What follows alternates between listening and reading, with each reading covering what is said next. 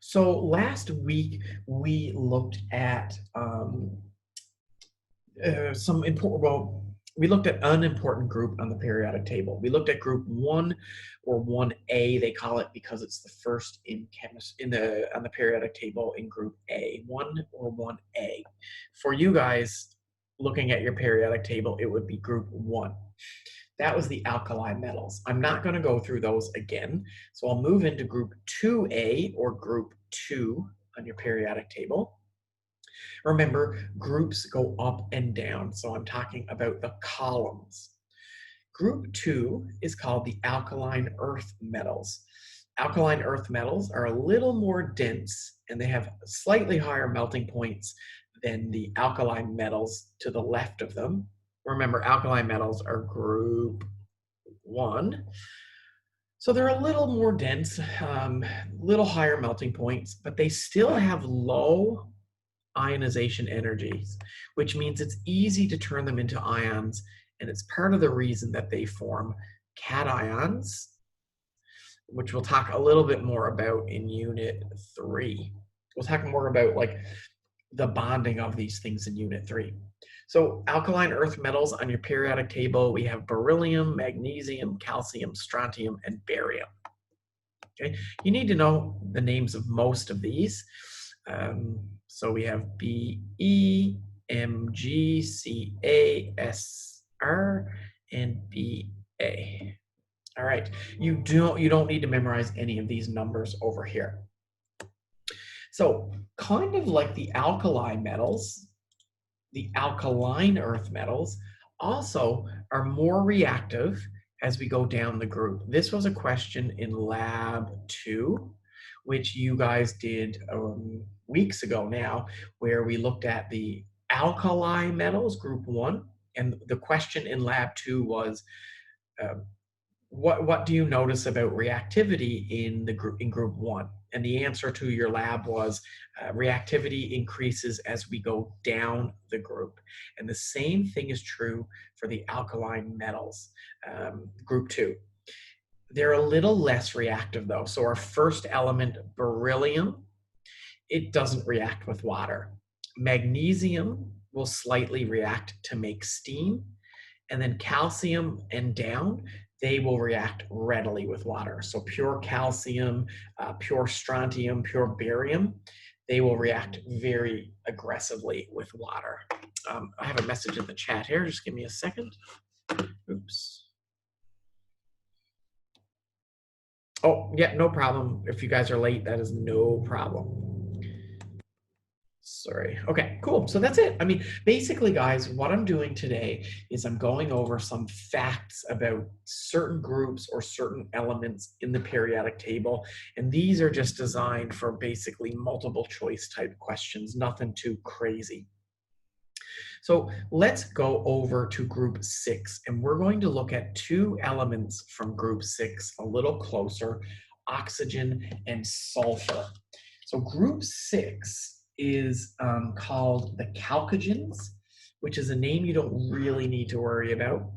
But group 6, sorry, and I'm kind of lying here. It's group 6A, or on your periodic table, it would be group 16. Way over on the right side of the periodic table. Something really interesting with this group is it has all 3 types of elements in it. We have non-metals here. We have a semi-metal or metalloid. Sorry, guys. 1 second. Oh, hold on.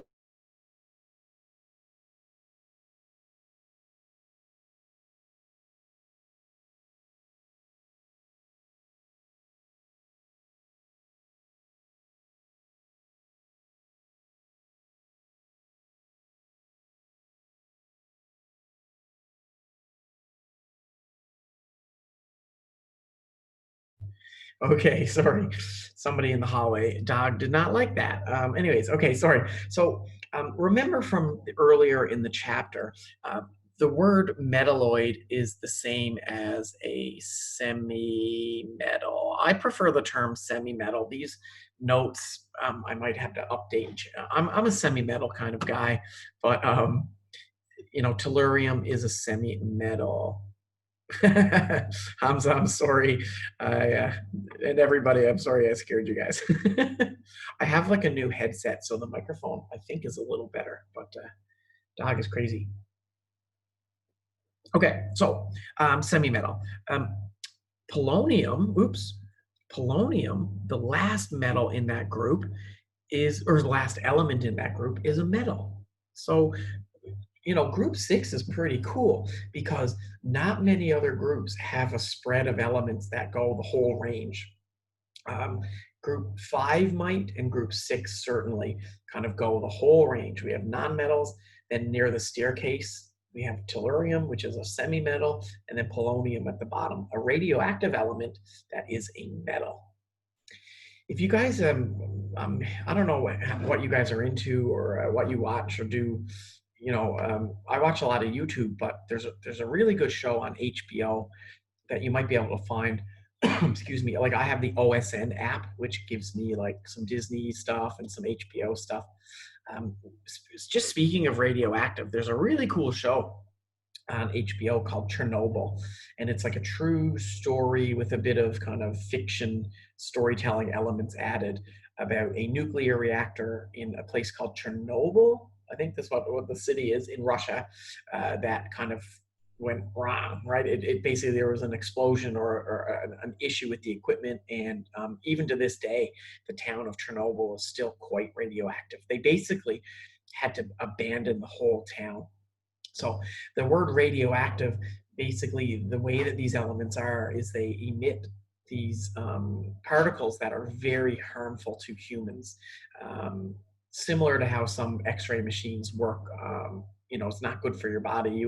Like the x-ray, anybody here in medical radiography program, a lot of x-ray technicians, they get behind lead walls or they wear lead vests because some of these particles can be really harmful to your biology, right? Your cells. So Chernobyl is the name of the show. It's a little dark, it's a little kind of gruesome, but it's based on history, so it's really kind of interesting if you guys can find it. I know, again, I have this app, this OSN app. It used to be called Wavo. Morta has watched it. You said in the chat there. It's good. It's dark though. It's not, something you watch with like younger family members or you watch before bed. It's a little, thousands of people got sick and died, so it's not that happy. Anyways, okay, let's move on here. I could talk about TV all day, but I won't. Oxygen. So we're going to look at oxygen and sulfur in group 16 or 6A. Really good or interesting elements. Now, there's a word allotropes here. Allotrope just means it's basically the property of an element to exist in different forms. Specifically, we find these in nature. So two allotropes just means like different forms. Okay, that says different. I'm not going to write that again. Different forms. Again, what I mean by different forms is when you hear about oxygen on Earth, you typically find oxygen in two different forms. O2, which is literally what we need to live. We breathe in O2 to survive, and then O3, called ozone. We call O2 in chemistry, we just call it oxygen. We don't give it a special name, it's just oxygen. But O3 has a special name called ozone, and it's a molecular element that we find in the atmosphere, so the air above us. And ozone is actually something that's been used or is used to protect us from UV rays from the sun. So it's kind of like the Earth's sunscreen. It protects us from the harmful UV rays. In the early 90s, there was a lot of damage being done to the ozone layer, but it's kind of been repaired over the last 20, 30 years just by stopping using certain chemicals. Yeah, so anyways, cool. Ozone and oxygen, two forms of oxygen found in nature. Oxygen also forms a lot of anions. Now, some of you might have heard of peroxide before. You might even have some in your house. hydrogen peroxide. It's you can get it at pharmacies. It's used as a disinfectant and things like that. But the real big one for us in chemistry 1120 is oxide. So like magnesium oxide or calcium oxide. These are chemicals bonded with oxygen. Yeah, again, not most of this you don't need to know. This is pretty important though.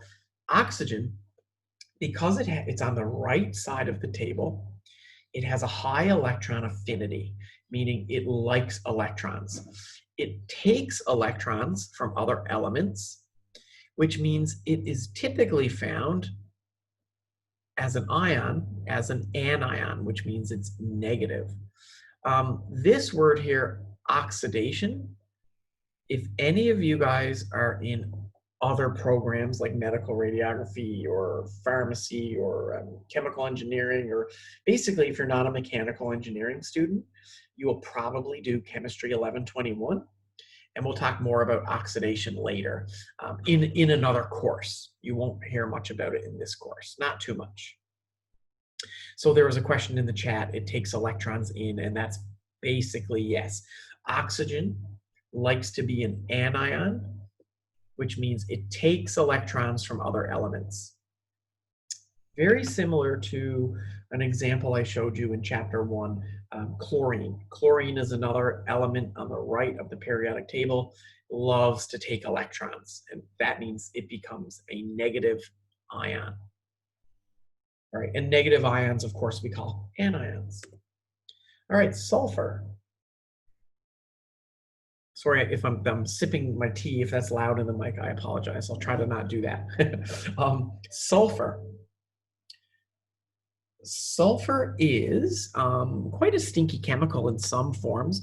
I know anybody in here dealing in the oil and gas industry, you can find sulfur in the typically natural gas field as H2S, which is very poison. Definitely a gas that on a petroleum site, a crude oil, if you're refining it or extracting it, you would monitor. Hydrogen sulfide is what this is called. It's a very poisonous gas that I know in the petroleum industry is taken very seriously, so that they monitor the H2S levels all the time. But I'm going to erase that because that's not part of this course. Natural sulfur, an allotrope, meaning an element, a form of sulfur you might find in nature, is S8. It is a ringed molecule, and what's really cool about this ring is this is in 3 dimensions. It's kind of hard to picture, but it's a ring, and it goes up and down and up and down. It looks like, if we could see this in 3D, it looks like a crown. Okay, a crown, what a king or queen would put on their head. A crown. There is a program that we'll look at later in this course, so we can study molecules in 3 dimensions, but that's not for now. That's for future chemistry problems. Sulfur, just like oxygen, also takes electrons from other elements, which means it is also an anion. And you don't need to worry about this stuff, because that will be more important in chemistry 1121. So I'll save you guys the headache. You don't need to worry about oxidation or reduction right now. That's for chemistry 1121. You students in 1121 will do a chapter called electrochemistry, and we'll look at all sorts of these things. Iman is mentioning in the chat, she says, all nonmetals take electrons and metals lose electrons. Am I right? And you are 100% right. Unless there's some crazy exceptions that I don't know about. I mean, for chemistry 1120, 1121, nonmetals on the right of the periodic table take electrons. Metals on the left of the periodic table lose electrons. And that is all related to what we've done in this chapter. Ionization energy, metals are easily turned into ions. Electron affinity, which is high in the nonmetals are attracted to electrons, so they will take in electrons. So yeah, that's really good. All right, I'm almost done, guys. I think I have 4 more slides and we're finished for today. I could start chapter 3, but I'm going to keep it simple. My notes for chapter 3, by the way, will be posted online after this class. So if any of you guys want to print your notes or have a look at them tonight, they'll be up in the next 20 to 30 minutes. I'll have your chapter 3 notes online. Okay, so 2 more groups. We have the halogens. That would be in group 7A, or on your periodic table, you would find it in group 17. Halogens are your prototypical or your standard nonmetals. Like basically all halogens are nonmetals. They are very reactive. These are elements that we see in compounds all the time. And the name halogen, or halogen, but I've always heard it pronounced halogen, comes from 2 Greek words put together, halos and geneo. I don't know if I'm saying that right, but salt formers. And something that's really interesting. So let's look at all of the elements here in group 17 and let's combine them with sodium. Okay, so we would have sodium fluoride. We would have a chemical you're all familiar with. You've probably eaten it today, sodium chloride. That would be table salt. Bromine, so we would get sodium bromide. And sorry, and iodine, sodium iodide. These chemicals are all what we would call in chemistry salts. Now, when you think of salt, you might be thinking, oh, table salt, sodium chloride, we eat it all the time. That is a salt. It is not the salt, if that makes any sense, right? Basically, in chemistry, ionic compounds, metal and nonmetal, we call salts. And table salt, which is what we eat every day, pretty much. There's not many food things that you eat, especially if you guys have takeout. I can guarantee you, if you have takeout in Doha, unless it's some healthy restaurant, there's salt in there, somewhere. So, yeah, halogens are very reactive and they form salts. You do not need to know this, don't worry. Okay? All right, so let's look at a couple little facts about this. Halogens have large, mostly negative electron affinities. Now, their electron affinities are large, and what that means is they attract electrons, which means they form anions. Just like oxygen and sulfur, halogens are, they're so attracted to electrons, they pull them in, which means they will form an anion. Again, this oxidation thing we'll talk about in another course. Halogens are very reactive with metals. And when they react with a metal, they form what's called a metal halide.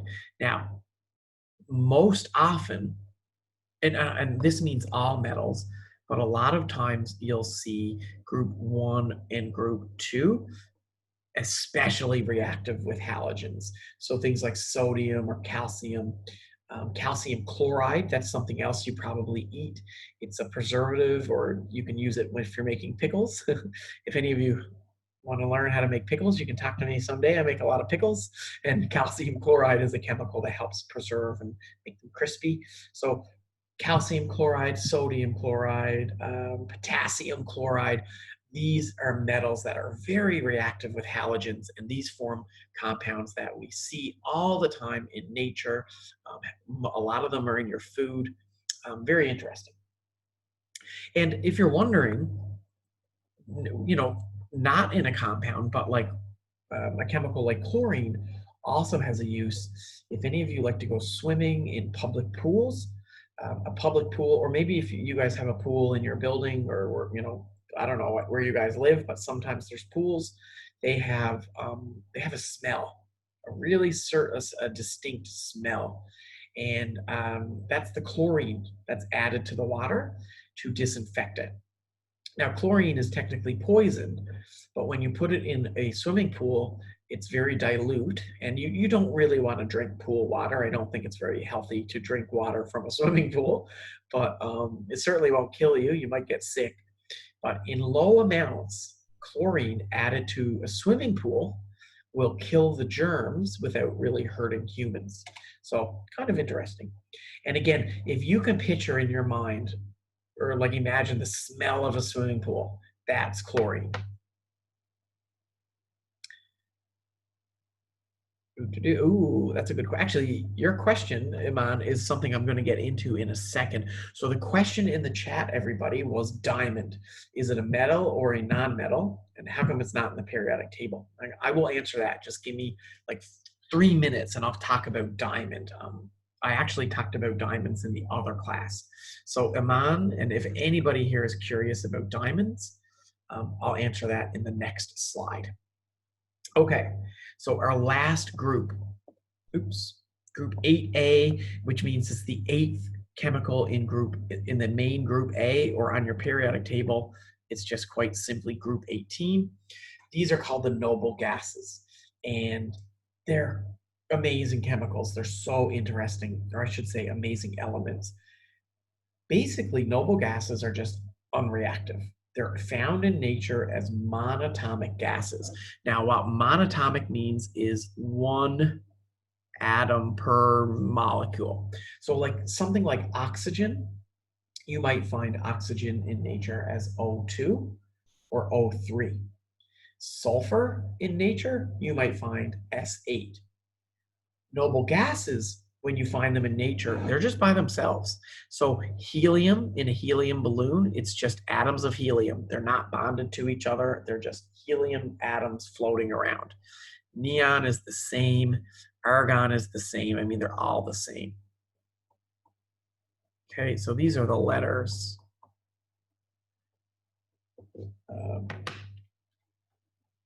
Sorry, just got a message there. Okay, anyways, sorry about that. Okay, so again, you don't need to know this information, but you should know that the noble gases have such large, astronomical means large, and like actually astronomical it means very large ionization energies. They don't form ions, not normally. Under normal conditions, they don't form ions, which means they're very unreactive. Their electron affinities are positive, their ionization energies are large. All of these things combined means they're not looking to lose electrons, they're not looking to gain electrons. They are perfectly balanced and happy as they are. So noble gases, wink, wink, wink. You know, if I asked you which elements are like, which group contains the most unreactive elements, and again, the word unreactive means doesn't react or form compounds, the answer is noble gases. I think it's named after somebody, you know, some noble, his name might have been Noble or something, but yeah, they do not react. So Warda has a question there. Their electron affinities are large or low, sorry, they're low and positive, meaning this is getting maybe a little bit more complicated, but because their electron affinities are positive numbers, it is not energetic. I'm going to say this now, it might sound confusing. It is not energetically favorable for noble gases to gain an electron. Okay, so what do I mean? Well, I told you back on this slide, that for example, halogens, their electron affinities are negative. And what that means is when they lose, or sorry, gain an electron, it's their energy release, meaning it, like this thing produces energy. It's energetically favorable. Think about if somebody gave you a job to do, and they said, you know, if you do this job, I will give you 500 reals to do this job. Well, that you're going to do that. It's, you know, obviously if someone's like, for 500 reals, can you deliver this package? You're going to say yes. And that means you will money will be released to you.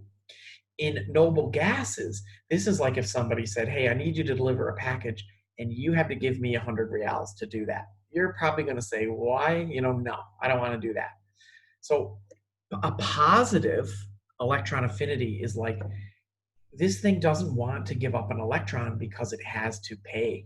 It has to absorb energy to give up an electron, and it doesn't want to do that.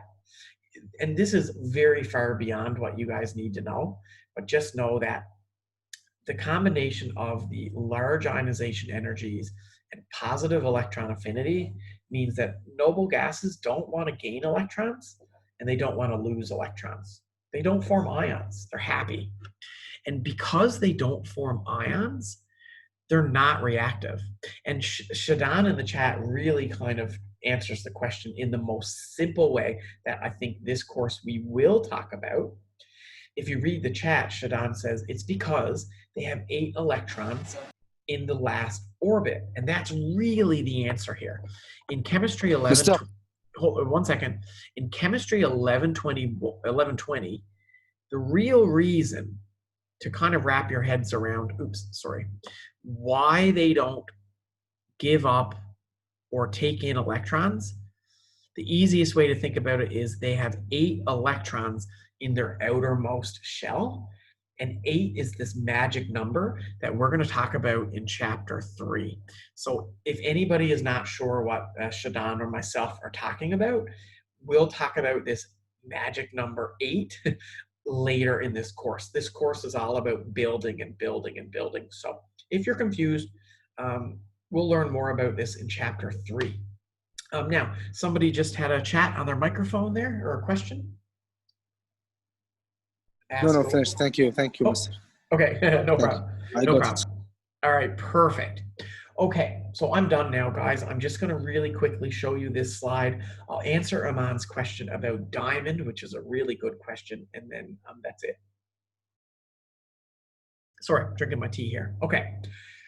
This slide you guys don't need to study, okay? So don't study this slide, but this is interesting. So I'll kind of end the class with something interesting. I just told you that noble gases don't form compounds normally, but in the last, 20 or 30 years, scientists have actually found a way to make this happen, and this does lead into where diamonds come from. Or well, how we can make diamonds in the lab. So xenon has been shown to form 3 different compounds with fluorine. Remember, fluorine is very reactive. So under the right conditions, you can get xenon to bond with fluorine. Krypton can actually form a compound with fluorine, and hydrogen and argon and fluorine can combine to form a compound. Now, how? So we shouldn't study this page, yeah? No, don't study this page. Okay, thank you. No problem. These chemicals are formed under very high pressure and heat. So I just want to, okay, let's just backtrack here and think about what a chemical reaction is, which we'll talk more about in chapter 3. Literally, for a chemical reaction to happen, for elements or ions to bond and form new chemicals, they need to bump into each other. Literally, they need to touch each other, like hit each other in a collision, and they need to have enough energy to form the bond. So, noble gases do not want to form compounds. But if you squeeze them together with other elements under high pressure, so when you hear the word pressure, think of squeezing. If you squeeze the molecules, elements together very, very tightly, and you heat them up and give them lots and lots of energy, the collisions might actually happen and become successful, meaning we will form a new compound. So noble gases, they aren't reactive. They don't want to form compounds. But if you squeeze them with other chemicals hard enough, meaning high pressure, and you heat it up like crazy, you can actually see bonds being formed. Which leads me to Iman's question about diamond. Do you notice this picture kind of, and I say kind of, resembles a diamond, like kind of? Well, diamonds are formed from carbon. So diamonds are pure carbon. So if you guys use a pencil, your pencil lead is the same element as a diamond ring, or well, not the ring, but the diamond on the ring. So to answer Aman's first question, or maybe second question, why isn't diamond on the periodic table? It is, but it's carbon. The second question Aman asked is it a metal or non-metal? It's a non-metal, okay? And it's technically bonded by something called network covalent bonds, which we will do later. We'll talk about this in another chapter. Your last question, well, and I don't know if you asked this, I'll go look at the chat in a minute, but okay, so how does this happen? Where does a diamond come from? Diamonds are naturally extracted from the earth underground, like deep, deep into the earth. They mine or dig for diamonds. What happens is carbon, the same chemicals that make up plants and animals and dinosaurs, the same carbon that makes petroleum, if it's compressed, if carbon is compressed hard enough or high enough, meaning under the Earth's surface, if the pressure and heat is so high, the carbon atoms bond to each other to form this crazy structure called a network covalent structure, and it forms a diamond. So diamonds are pure carbon, very interesting. And they're formed under, just like a noble gas, high heat and pressure. So well, I shouldn't say we, but scientists, we can make diamonds in the lab, right? Diamonds are not as rare as you think they are. It's kind of like a conspiracy. You can look into this, but the fact that diamonds cost so much money is not reflective of what they are. They're very easy to make in the lab. And in lab-made diamonds, do you know how they tell if a diamond is made in the lab? It's too perfect. So when if you have a diamond ring and you take it to a jeweler and you look at the diamond to see if it's from the earth or is it made in the lab, they can identify a lab-made diamond because it's absolutely perfect. Diamonds found in nature have imperfections or impurities, meaning they're not perfect, and that's why they cost so much. So I'm just reading the chat. Warda, I mean, you answer that perfectly. The fact that a pencil is a real and a diamond is thousands of reals is hilarious because they are the exact same element. They're just bonded differently. It's amazing. And Aman, man, if you want to be rich, if we can get the equipment, we can make diamonds.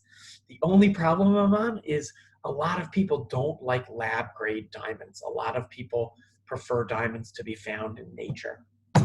Maybe we can change that stereotype. And I mean, like I said, diamonds made in the lab, they're so perfect and shiny. Anyways, guys, I'm going to stop for today. This was a really good class and a good chat. Next day, we will do chapter 3. And I promise you, your notes will be online. I'm going to do that right now. I'll put your chapter 3 notes on the D2L. So thanks, everybody. Have a great day. I'm going to hit stop record.